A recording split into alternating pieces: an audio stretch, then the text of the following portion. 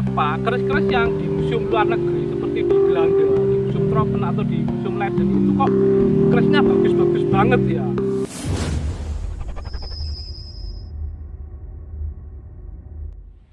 Rahayu, Rahayu, Rahayu. Ketemu lagi dengan saya Teddy Wahyono di channel tempat mengenal keris dan pusaka Nusantara lainnya dengan akal sehat dan hati terbuka. Nah, kali ini saya akan membahas sesuatu yang sangat basic ya, dan tentunya harus diketahui para pecinta keris ya, terutama yang baru menyukai keris. Jadi ini berkaitan dengan kebudayaan, tapi sekaligus bisa menjawab pertanyaan teman-teman ya. Jadi kayak kenapa keris-keris yang di museum luar negeri seperti di Belanda, di Museum Tropen atau di Museum Leiden itu kok kerisnya bagus-bagus banget ya. Memang kalau teman-teman lihat misal di YouTube atau di foto-foto di Google itu teman-teman bisa melihat bahwa keris-keris yang di sana itu sangat-sangat bagus. Nah, sebelum saya bahas, buat teman-teman yang belum subscribe, silakan subscribe dulu biar tidak ketinggalan informasi dari channel ini. Nah, sekarang kita bahas ya kaitannya keris dengan budaya itu apa ya, dan kenapa ini sangat penting diketahui ya, karena memang banyak teman-teman yang mungkin emang saat sekarang, zaman sekarang itu punya keris, merawat keris itu buat apa sih gitu. Apakah memang bisa seperti yang di cerita-cerita itu yang sakti bisa gini bisa gitu. Nah, itu nanti sisi esoteris ya, kalau sisi esoteris memang sangat subjektif ya, tapi paling tidak kita harus tahu bahwa keris ini adalah benda budaya ya, ini kebudayaan kita ya. Jadi leluhur kita dari zaman dulu sampai zaman sekarang ya, jadi era Kabudan atau era antah berantah ya ibaratnya ya, sampai sekarang itu kita mengenal budaya perkerisan kayak gitu ya.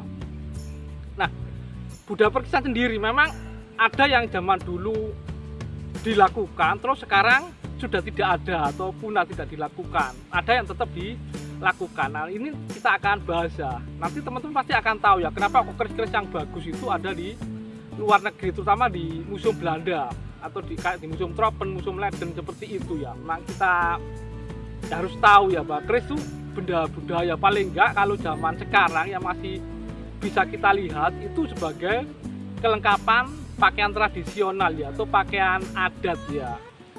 Jadi kalau di Indonesia, di Jawa, terus di Melayu, daerah Sumatera ataupun di Bugis dan sebagian besar Nusantara ya, kayak di Bali, di Lombok, itu memang hampir semua pakaiannya itu adalah ada kerisnya ya, kerisnya kalau yang mau pakaian lengkap ya. Contohnya kalau yang di Jawa itu biasanya sih ditaruh di belakang ya, di belakang sini, bagian belakang pakaian tradisionalnya ya. Jadi seperti itu gambar di samping. Terus ada yang paling banyak itu yang gaya Melayu ya. Sebenarnya ada banyak sih pakaian tradisional di Melayu, di Sumatera terutama itu ya, macem-macem ya. Tapi rata-rata kalau yang daerah gaya Melayu itu di depan, jadi seperti gambar itu ya. Tapi selain di Indonesia, di negara lain itu juga sampai saat ini masih pakai, jadi pakaian tradisionalnya itu pakai keris ya, seperti di Malaysia kayak gitu ya, seperti ini. Terus di Brunei itu, dan sebagian di daerah Thailand Selatan ya. Nah, itu yang baru di pakaian adat ya. Tapi sebenarnya apa sih keris yang menjadi sangat istilahnya kok sampai di museum luar negeri bahkan dirawat sampai sekarang ya, karena memang bagus-bagus ya. Itu karena keris itu juga merupakan atribut jabatan ya. Zaman dulu ya, atribut jabatan. Maksudnya gini, jadi kalau zaman dulu, terutama di era kerajaan, kalau sekarang pun masih ada ya yang pakai di kayak budaya keraton kerajaan, ada di Jogja, kayak Solo kayak gitu ya, kayak abdi dalam gitu yang diangkat, itu dia akan mendapat sebuah atau sebilah keris dari atasannya ya. Atasannya yang paling tertinggi itu bisa raja kayak gitu ya. Tapi itu di level, kalau di Indonesia masih di level istilahnya daerah ya, atau provinsi ya. Tapi ada satu negara yaitu Brunei, itu sampai sekarang itu kalau untuk istilahnya wisuda, jadi orang menerima jabatan baru untuk wisuda, upacara wisudanya itu adalah diberikan juga sebilah keris ya, diberikan sebilah keris. Jadi sampai saat ini masih dilakukan budaya seperti itu. Kalau di Indonesia sendiri saya mungkin secara menyeluruh mungkin di zaman kerajaan dulu ya. Kalau sekarang sudah republik mungkin tidak melakukan seperti itu ya. Nah, selain sebagai atribut jabatan, keris itu sebenarnya simbol kekuasaan. Nah ini nanti teman-teman akan paham ya. Jadi memang beberapa keris, terutama untuk pejabat itu pasti bagus ya. Jadi beda dengan keris-keris yang dimiliki oleh rakyat-rakyat biasa kayak gitu ya. Nah kalau keris sebagai simbol kekuasaan, jadi memang hampir di seluruh kerajaan di Jawa terutama ya, terus kayak di Melayu kayak gitu, itu raja itu akan dianggap istilahnya sah, ibaratnya itu kalau dia ada simbolis menerima keris pusaka kerajaan tersebut ya. Kalau saat ini yang masih melakukan di Keraton Yogyakarta.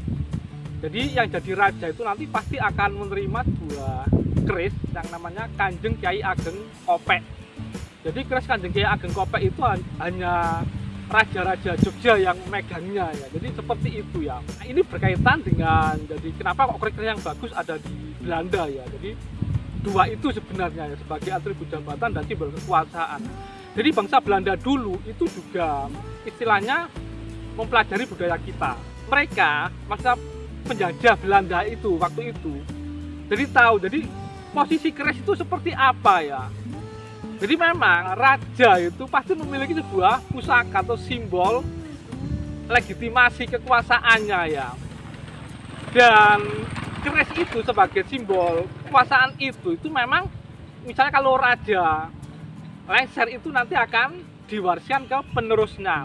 Makanya saat itu ketika Belanda menaklukkan jadi penguasa-penguasa Nusantara atau raja-raja di Nusantara itu, mereka juga pasti memboyong pusakanya. Itu untuk menghindari agar pusakanya tidak jatuh ke penerusnya. Jadi harus diambil. Mungkin teman-teman yang bisa melihat, yang tahu ceritanya dengan benar karena ada di buku sejarah ya. Waktu penangkapan Pangeran Diponegoro ya.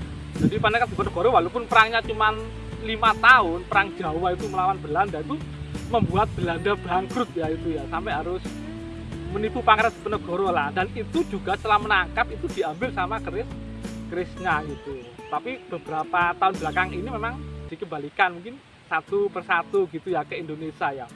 Jadi seperti itu, makanya keris-keris yang di Museum Belanda itu, di Tropen, di Museum Leiden itu bagus-bagus karena itu memang keris-kerisnya penguasa raja dan keris-kerisnya pejabat ya, pejabat tinggi saat itu ya. Bahkan kalau teman-teman tahu mungkin salah satu mahkota yang emas itu dari Kerajaan Demak itu juga ada di Belanda ya. Dan budaya keris yang lain yang mungkin wajib teman-teman ketahui, terutama yang baru. Jadi kayak di zaman dulu itu ada sebuah istilah kebiasaan ya. Jadi ada keris seperti ini ya. Ini tilam upeh ya. Jadi bilahnya itu ngelimpong, nggak ada ododonya. Apa ricikannya pejetan sama tikel alis aja ya. Nah, jadi ini tilam upeh.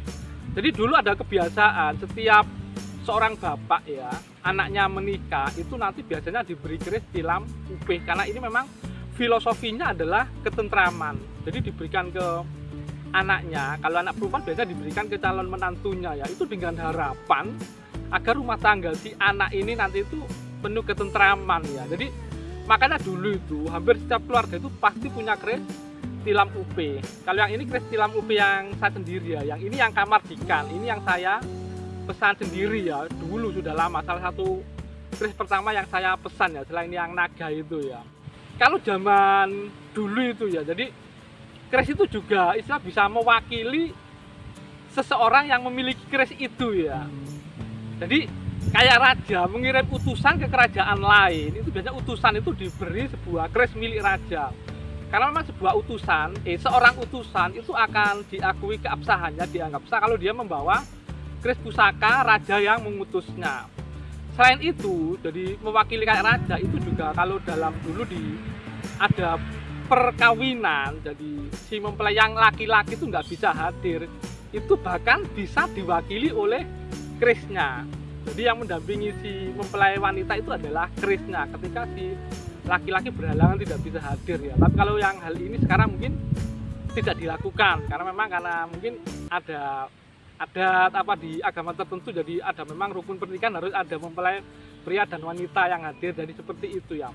Jadi kalau dalam zaman dulu itu ini bisa mewakili si pemilik keris itu ya.